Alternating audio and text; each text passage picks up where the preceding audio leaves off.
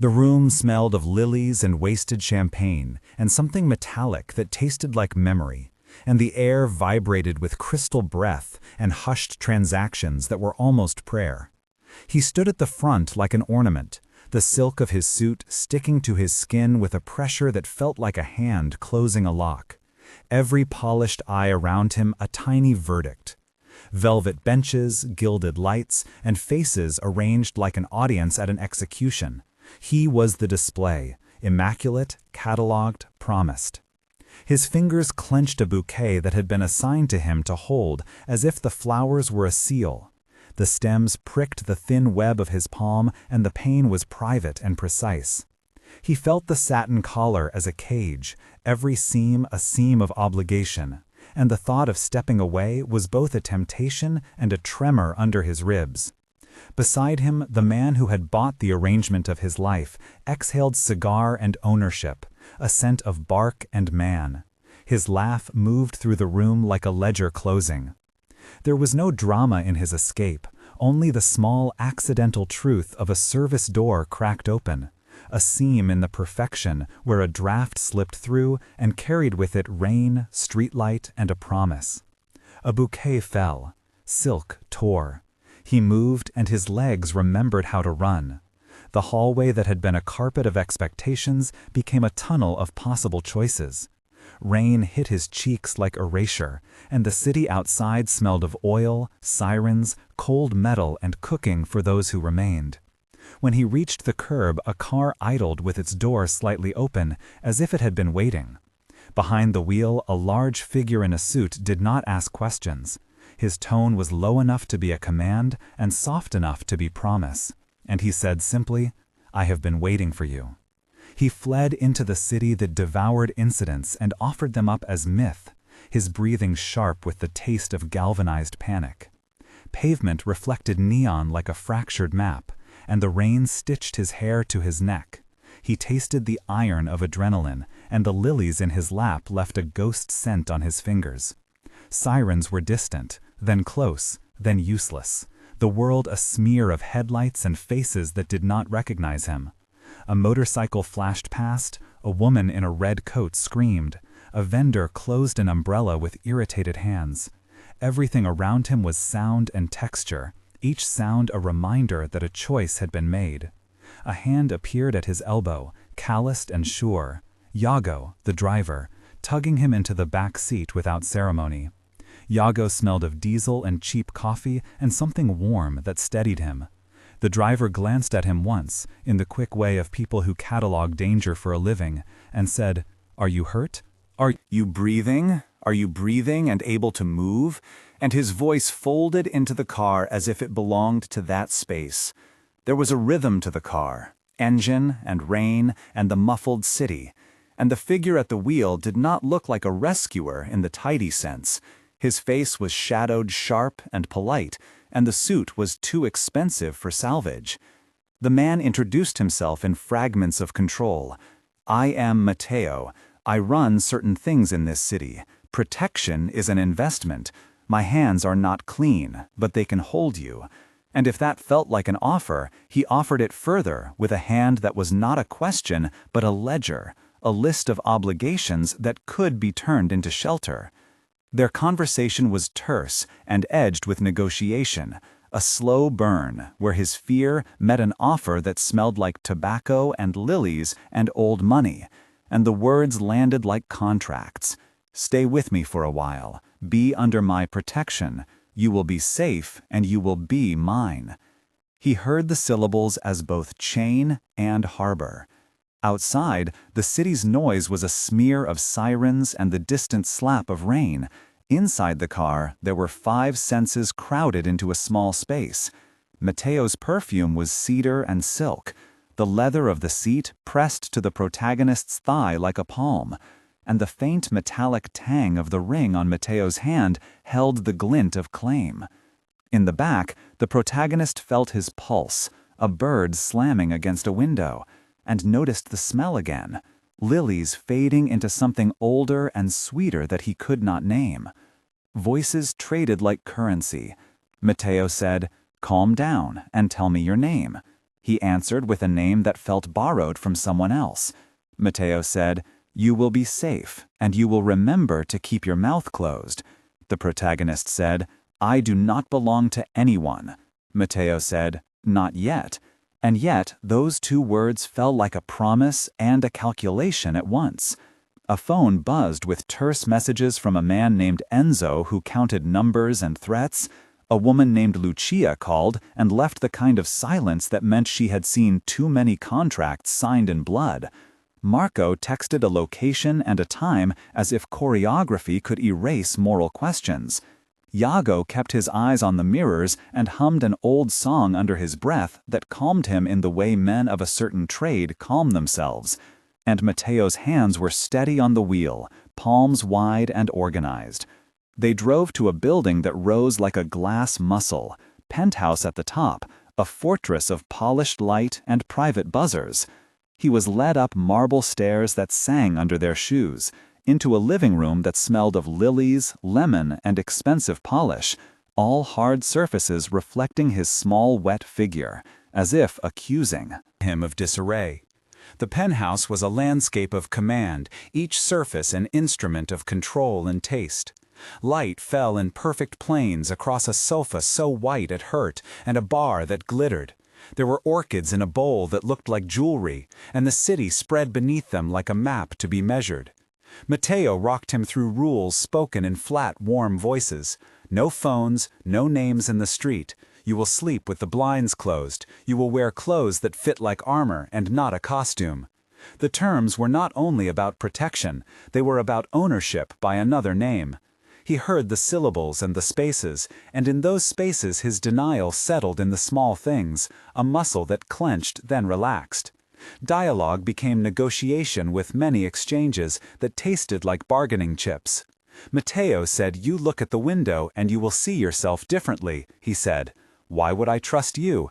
Matteo answered, "Because I have been watching you," the protagonist said. "Watching in what way?" Matteo said, "The kind of way that knows what you are afraid of and what you will do to stop it." The protagonist said, "What do you want from me?"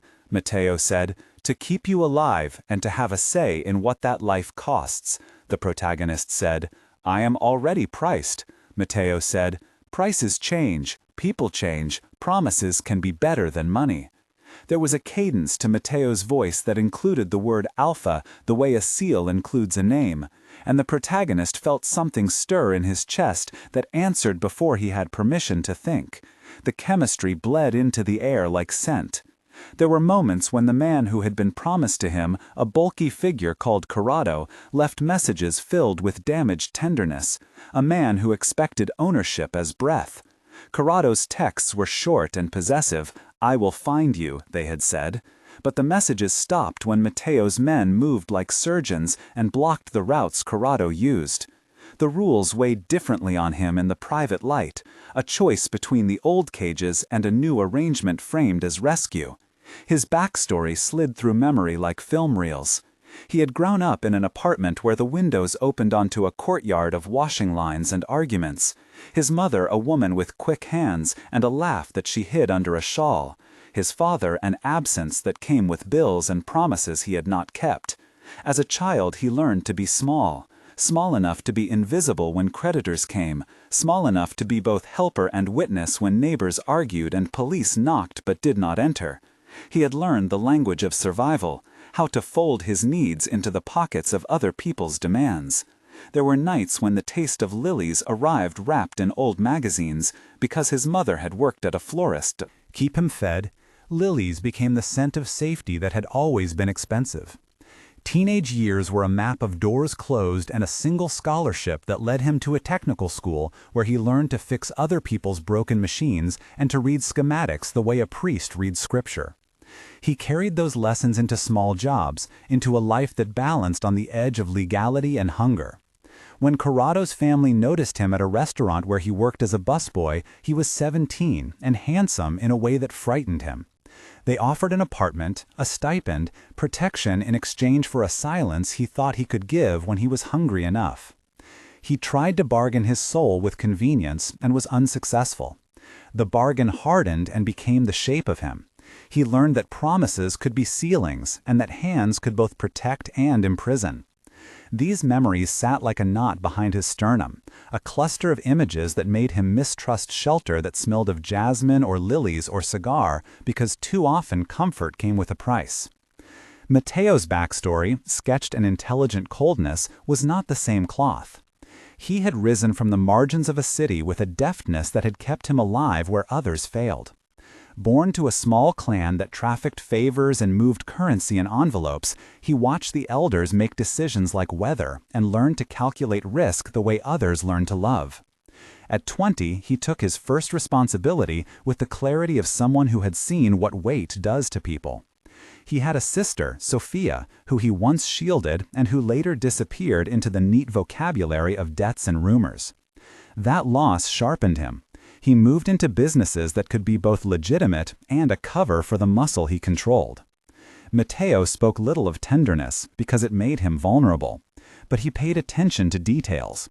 The pattern of footsteps on a tile, the way a man's hands trembled when lying, the way lilies were placed in a room to hide the scent of fear.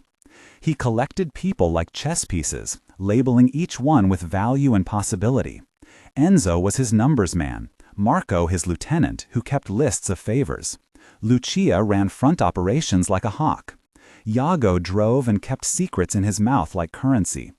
Tomas tended the security feeds, and Raphael cooked late meals. Mateo was the kind of alpha people did not love with softness. They obeyed him, and sometimes they worshipped him, because he could turn protection into a palpable thing. The kind of presence that could be measured by the silence neighbors adopted when one of his men passed a corner. He had been waiting in ways he did not explain, the wait that accumulates into intent, and when he said, "I have been waiting for you," it was both a line of fate and a calculated move made after watching corridors and numbers on screens. A negotiation deepened over long nights, with many exchanges that read like a contract being tattooed into skin. They argued at the kitchen table, under light that was like an interrogation, textures around them, polished glass, cool stone, the faint buzz of a refrigerator, forming a fortress of ordinary details that masked the extraordinary stakes. He argued, "I am not an asset to be moved," Mateo said. "You are vulnerable, and I can give you the infrastructure to breathe." The protagonist said, "Can you give me autonomy?" Mateo said, "Autonomy with boundaries. A promise that you will not be sold to Corrado again." The protagonist said, "And if I refuse?" Mateo said, "You will be hunted, and you will be alone." The protagonist said, "Alone is what I know." Mateo said, "Then let me teach you a different alone that is not so cold." Their dialogue stretched into the early morning with the sort of back and forth that carved decisions into muscle. Iago interjected practicalities. "How will we deal with Corrado's people?" Marco said, "We cut their lines." Enzo said, "We block payments." Lucia said, "We warn the banks and reroute transfers." And Raphael said, "We prepare food that hides packages and provides alibis." Each voice carried the scent of a role and a life. Together they composed a plan that was part tenderness, part logistics, and part cold economics. The protagonist listened to the calculation and felt a strange warmth when Mateo's hand brushed his sleeve as if to steady him rather than claim him. There was a chemistry that did not resolve into consent, but it seeped into the small spaces between rules. Mateo was precise, and the protagonist was cautious, and those two tendencies folded into a slow burn that neither rushed nor retreated. At the 30% mark of this story, a question for the audience pressed into the damp of the narrative like a thumbprint. If you were in his place now, would you have fled as he did, or stayed and faced the man who waited with cigars and contracts? The scene had been a narrow corridor between dread and hope, and the choices were not clean. Write in the comments, "I would have run," or "I would have stayed," and explain in one line why. Begin with "I," so the conversation stays direct and quick. Sharing your choice helps other readers see different shades of courage and fear, and I read the most thoughtful replies during live chats. Now we return to the building where plans were made and debts counted. The city beneath the penthouse breathed in different registers of night. There was a pulse to their strategy meetings that included practical talk about money flows and physical movement, and a technical description that was precise but accessible. They would create a financial detour by moving small sums through shell businesses while generating false invoices. Set up a rotating surveillance pattern with 2 shifts of eyes on Corrado's known contacts, employ signal jammers for 3 hours around likely pickup points, and coordinate exits with clean cars under different plates to avoid pattern recognition. The description eased fear because it was mechanical and therefore controllable. In the following days, Matteo trained him in small protocols that were part habit, part ritual. How to breathe when afraid, how to place his hands on his body to ground himself, how to move through rooms without announcing presence, how to read a room in 30 seconds and decide whether to leave. There were exercises that smelled like antiseptic and lemon because Raphael made tea that steadied the stomach, and Iago drove routes until his hands memorized safe streets. Tomas taught him how to watch cameras without being watched, and explained the difference between a looped feed and a masked marker. The practical instruction was a scaffold for trust, which grew slow and uncertain like ivy on stone. The relationship between them evolved in scenes heavy with sensation and with dialogue that came in many exchanges. Late at night, Matteo would stand by the windows and the city lights would trace the planes of his face. He would say, "Don't close the blinds yet." And the protagonist would answer, "Why?" Matteo said, "So you can see the choices you have." He said, "I see danger." Matteo said, "And I see possibility." There was tenderness that arrived in small measured gestures. Matteo once warmed his hands on the protagonist's wrists in a room that smelled of lilies and lemon, and the simple contact felt like a second scaffolding. Their conversations ranged from the mundane to the intimate, with the frequency of atoms in a storm. Some nights they spoke about food and mundane things Raphael cooked to win trust. Other nights Matteo recited names of people he had lost, and in those moments his voice thinned with something like regret. The protagonist learned to receive those confessions without demanding too much, the way a healer takes complaints and turns them into care. The chemistry between them was not a sudden combusting, but a slow ignition, a scent of citrus and cigar and sweat under shirt that became familiar and wanted. Moments of tension punctuated the narrative in controlled explosions that felt both physical and moral. The first major moment came when Corrado's men cornered the protagonist on a side street and a fight nearly erupted. Corrado's lieutenant, Victor, pinned him against a brick wall smelling of damp cigarette and fear and said, "This is your home, this is my right." And the protagonist remembered being small and silent and almost bowed. Matteo's men arrived with a sequence of barks and a flash of knives, and for a breath the world contracted to the sound of boots and a command, "Keep him moving." Victor laughed and said, "You think a window of protection is a wall." Matteo stepped forward with hands that smelled of lemon and gun oil and said, "You have 2 choices. Go back and claim him publicly, or leave the city tonight and let us close this chapter." And Victor tasted the firmness of a man used to being answered with consequences and backed down. The fight lasted in sensorium as a slap of adrenaline, the smell of wet brick, the scrape of fabric, and the coppery tang of blood where a lip had split, and that blood was the most honest thing in the scene. That moment was 570 characters of decision that forced them into a choice between visibility and elimination. The second crisis was more intimate and biological. He suffered a hit that left him dizzy and ablaze with scent and need, a crisis of body that made him sob and the room tilt, and Matteo held him through it, saying, "You are not alone. Breathe with me. Breathe like this." And in that chemistry there was a refusal to turn him into property, while simultaneously offering the form of possession that meant shelter. The third tension was the revelation that someone inside Matteo's circle had been leaking information, a betrayal that smelled like burnt paper and coffee and tasted of bitterness. They found a message hidden in a recipe Raphael had given, a code in the way the onions were chopped, and the discovery forced a purge of people and a negotiation with a rival crew that ended in a small warehouse with oil and iron smell, where decisions were made by who could hold silence longest. Secondary characters populated the city with names and small actions that anchored him to a community beyond threat. Iago the driver tightened screws on a motorcycle and hummed to calm down engines and people. Marco, the lieutenant, answered the door with a rifle and a frown and kept lists in a black notebook.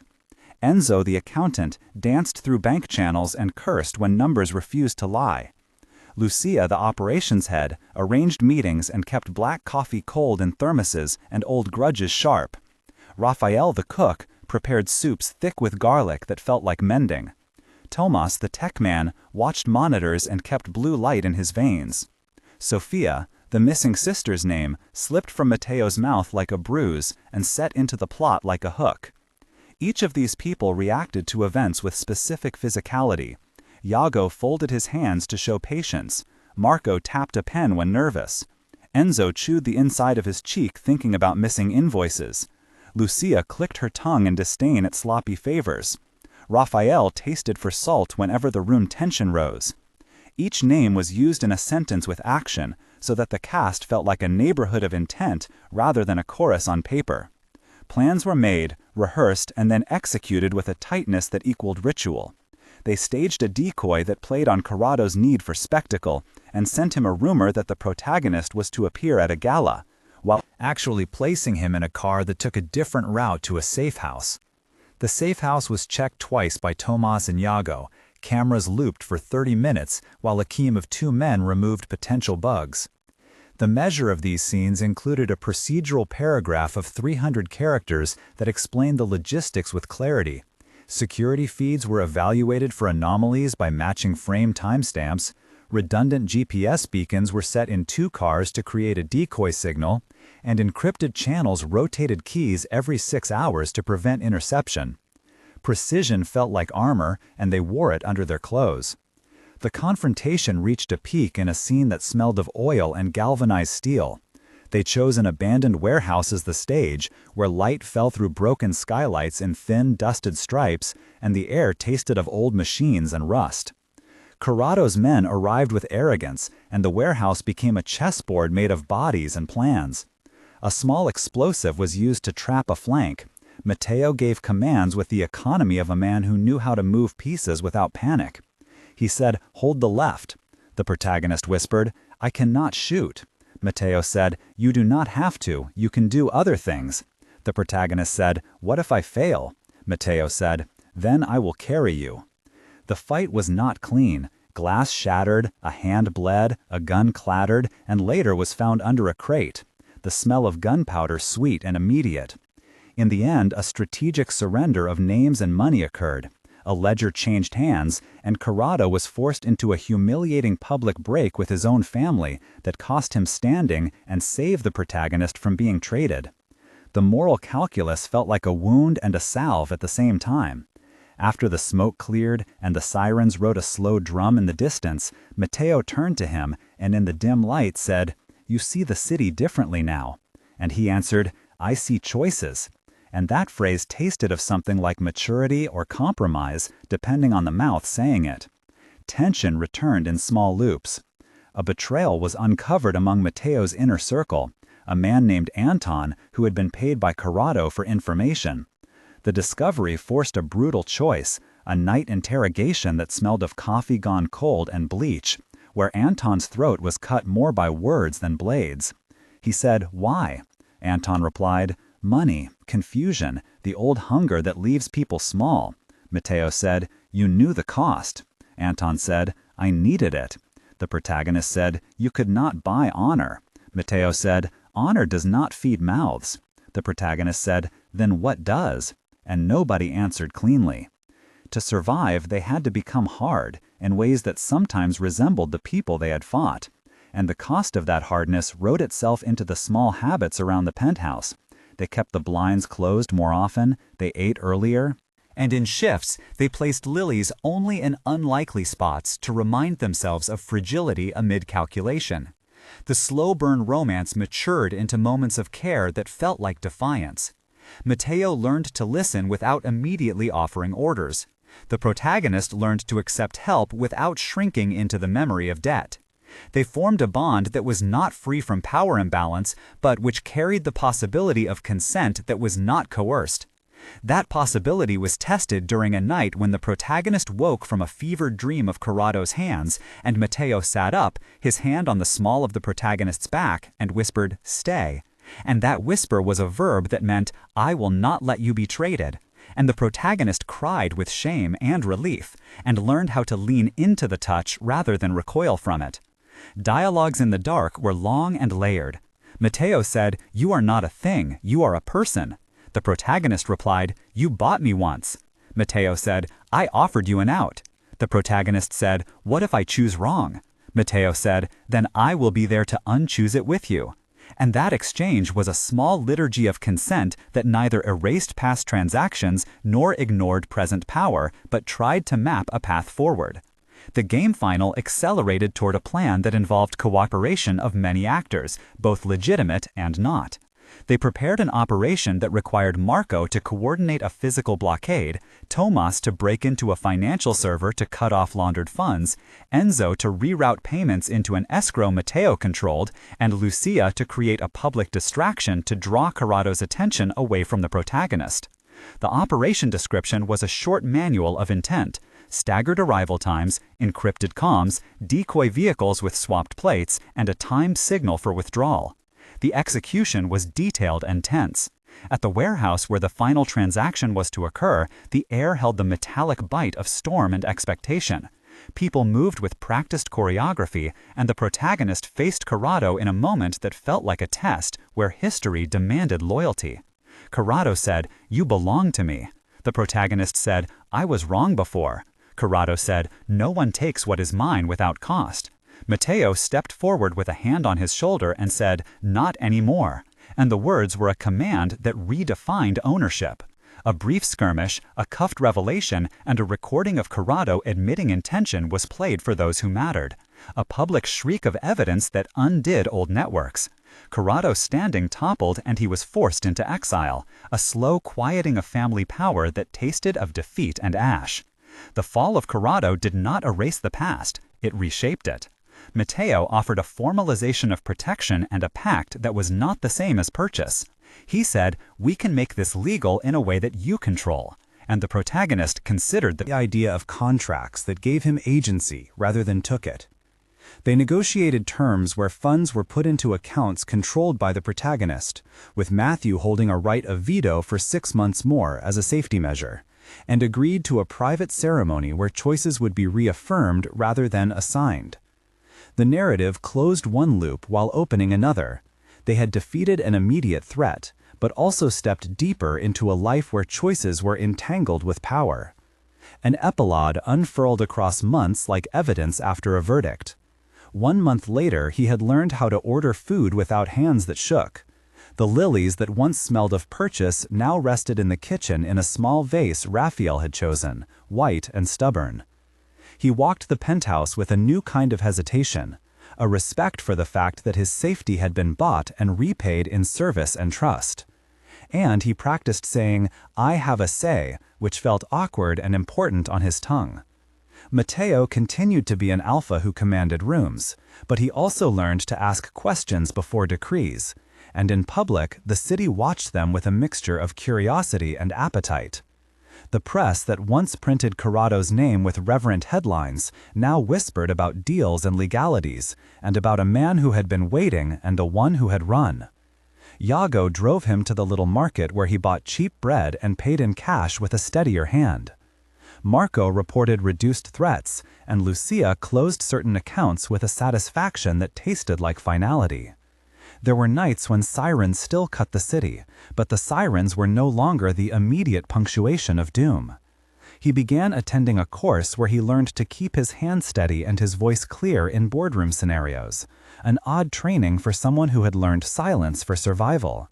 He still woke some nights imagining Corrado in the dark, but Matteo would hold him like a promise and whisper, "You are safe." And the promise implicated him in a new kind of bondage, softer and chosen. 3 months later, the city had shifted its gossip and recalculated its bets. He went out into the rain without the bouquet, his hair plastered to his forehead, and he walked into a restaurant where Raphael had a corner table for him, because people take care of those who help them survive. The public had begun to see not a trophy, but a person who had chosen a protector out of necessity and then out of trust. Matteo and he had a private ritual when business nights were done. They stood together at the window looking at the grid of lights, and Matteo would say, "What do you want?" And the protagonist would answer small things at first, and then larger, and Matteo would not laugh. Their relationship had shifted into a co-governance of life, odd as it sounded for a man called an alpha. Corrado's shadow receded into rumor and then to nothing more substantial than a cautionary tale told in closed rooms. His family fractured into older claims and younger men who preferred not to test Matteo. The world did not become safe in any absolute sense, but there was a physics to the safety now, a set of rules and a network and a price that others had to weigh before assault. They did not romanticize the price because payment remembers itself differently than affection. The city still had its corridors of cold trade, its nights of rain and sirens and silence, but within one penthouse a new contract was written, not on paper alone, but in gestures that included respect and the right to speak. Months later, the narrative of him was more complicated than commodity. He had days where he was confident, days where his hands trembled when he saw a suit that resembled Corrado's, and nights where Matteo's protective hand was the only steady thing. The lilies reached for light, and, over time, their scent became a leitmotif that linked memory to present in a gentler loop. People who had once expected him to be quiet now watched as he learned to articulate his own limits. In the city, they called him sometimes the man who had run, and sometimes the man who had chosen, and both titles were true. The last image lingered on rain on the balcony, the taste of tea, the soft clasp of a hand around another that was no longer trembling. If this turn of events resonated, tell us what line stayed with you, and subscribe to follow the next chapter about alliances, choices, and the slow building of a life that counts as a resistance against being owned.